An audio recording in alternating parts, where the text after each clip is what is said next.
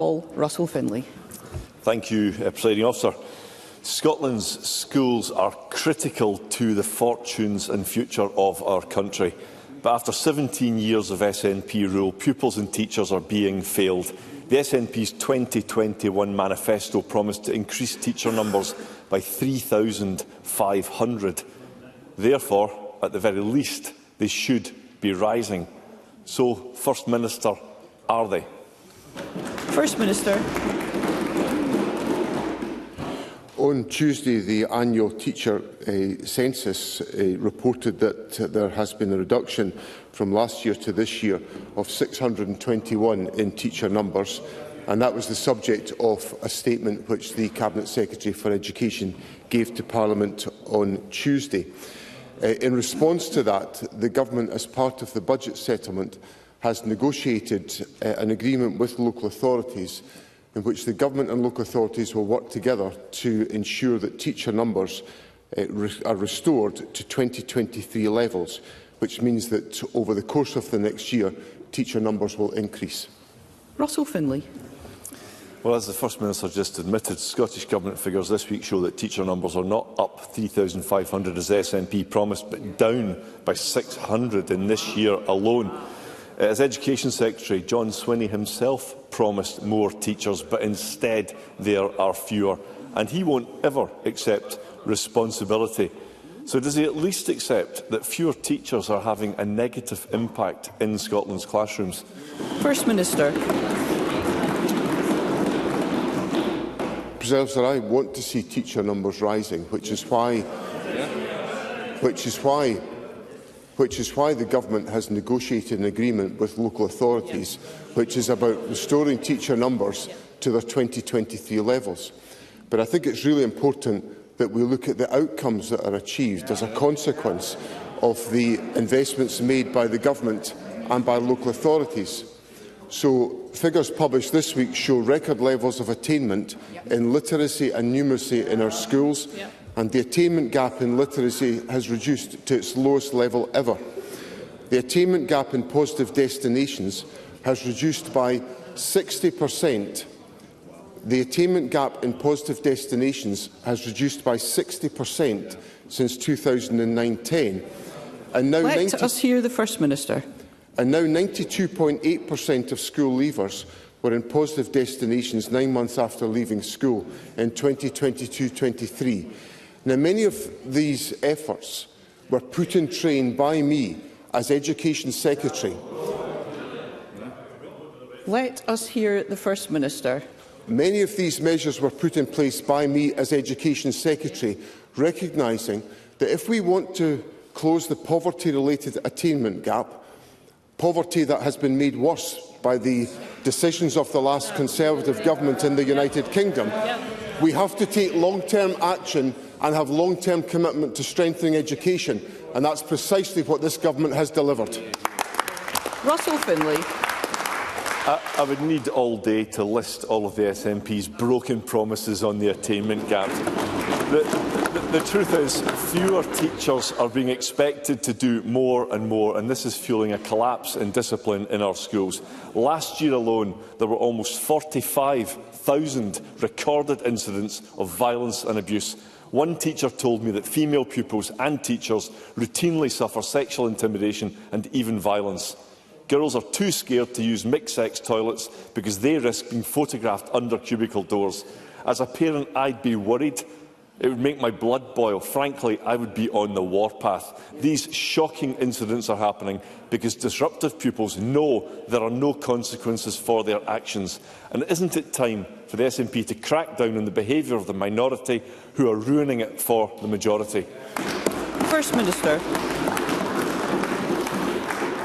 Well, the Government is taking forward action to address behaviour in our schools. It's part of the action plan that the Education Secretary has set out to Parliament, and schools are empowered to take decisions which are designed to address unacceptable behaviour. And let me make it absolutely crystal clear that any of the behaviour that Mr Finlay has recounted to Parliament today, which I know does take place in our schools, is completely and utterly intolerable within our schools. But what I cannot allow Mr Finlay, to do is to denigrate the achievements made by our educators in our schools. Because when we have statistics published on Tuesday which show there are record levels of attainment and literacy and numeracy in our schools, I will not have that dedicated by the leader of the Conservative Party. And what I'll tell Mr Finlay is that the measures that have been taken by the last Conservative government to exacerbate poverty in our society have made the challenge ever greater to this government, but this government is going to deliver on Scottish education. Russell Finlay. I'll say this very slowly for the First Minister. He and his government have been entirely responsible for Scotland's education system for 17 years, no one else. And he talks about an action plan, but there was also a summit last year and it didn't achieve anything. If a nation's success was measured in talking shops, then Scotland would truly be world-leading.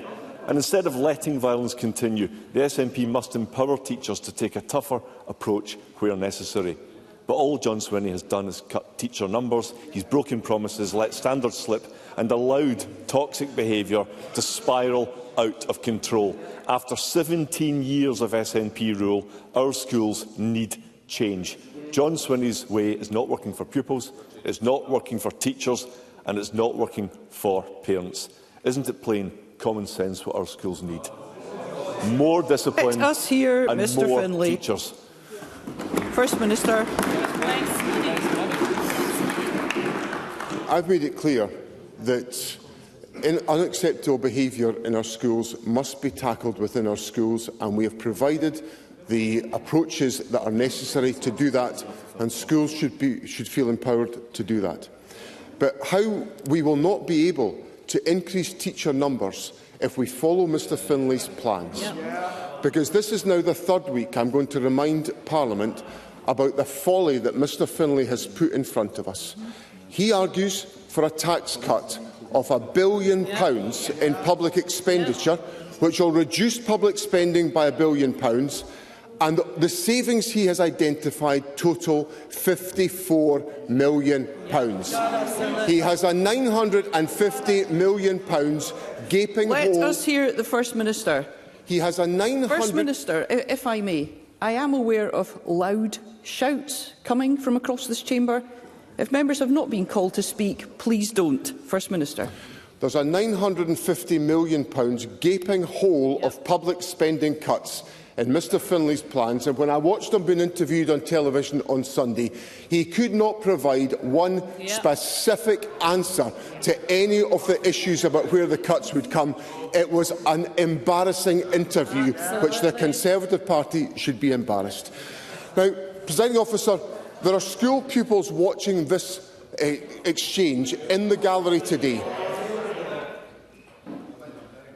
And I would say quite simply this: if the behaviour of the Conservative Party in this chamber was prevalent in the schools of our country, that behaviour needs to be confronted, and the Conservatives are a disgrace in this Parliament. We move to question number 2. I call Anna Sarwar. Presiding Officer, this week it was revealed that 40% of pupils in Scotland have additional support needs, a new record. But at the same time, the number of ASN teachers has fallen by 400 on the SNP's watch. And just this morning, the National Parent Forum for Scotland has said many parents are left feeling that their children are being failed by our current system. Education was supposed to be this government's top priority, but it's clear that John Swinney and the SNP have failed. So does he accept that we need a change of direction from the Education Secretary and this SNP government? First Minister.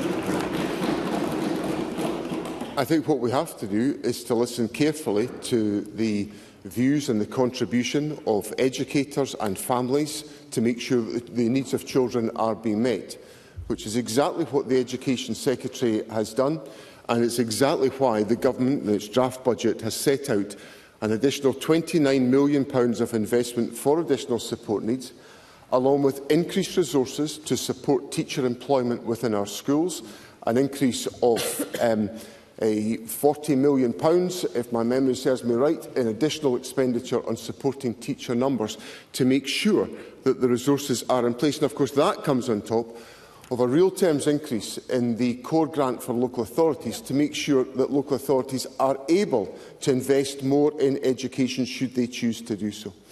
So I think what the government has done in the budget is to provide the tools to local authorities to address the very issues that Mr Sarwar puts to me, and I look forward to the Labour Party supporting the government's budget when the time comes. Sarwar. Presiding Officer, John Swinney has been passing budgets for 17 years and things keep getting worse in Scotland, so I think he needs to wake up to the reality facing Scotland's pupils. Educators, families and charities are saying that this government is failing Scotland's children. I said that 40% of children in Scotland have additional support needs, but many of them not getting the support they need. And also 1 in 3 children are regularly absent from school. And that's the best answer we can expect from a former Education Secretary. The fact of the matter is that children across Scotland aren't getting the support they need, and that will impact on their whole lives. Education is meant to be the great leveller in our country that allows every child to thrive. But under this SNP government, Scotland's young people are not being given the opportunities they deserve. Children absent from school, missing out on the education they need. Pupils with ASN not being supported, holding back their potential. And thousands of children crying out for help but being rejected from mental health services. So can I ask John Swinney, why is this SNP government failing Scotland's children? First Minister. I don't accept what Mr Sarwar has set out, and the measures the government is taking are having a positive impact on the attainment of children and young people in our education system. So let me return to the data I went through with Mr Finlay, because it needs repeating, because Mr Sarwar has obviously not been able to adjust his questions based on the answers that I've given to Mr Finlay. So the first point I'll make... Let's hear one another. The first point I'll make... I'm answering the question, Mr Bibby. I don't need any prompting. First Minister, if I may, let's conduct ourselves in a courteous and orderly manner. First Minister. So the first point I want to make is that figures published this week show that record levels of attainment in literacy and numeracy in our schools have been achieved, and the attainment gap in literacy has reduced to its lowest level ever. The attainment gap in positive destinations has reduced by 60% since 2009-10. 92.8% of school leavers were in positive destinations 9 months after leaving school in 2022-23. And when young people leave school, figures published just today show that more Scottish students than ever before are securing a place at university, including record numbers from our most deprived communities. Now, in addition to that, the government has secured agreement about an increase in teacher numbers with local authorities. We have also secured agreement about reducing teacher contact time to give teachers and professionals the opportunity to develop their practice, and we're putting in place resources to improve the levels of attendance in our schools, which are lower as a consequence of the COVID pandemic, and we need to work hard with individual pupils to rebuild their attendance at schools. That is the action and the set of actions of a government that's determined to strengthen Scottish education and to deliver for the people of Scotland.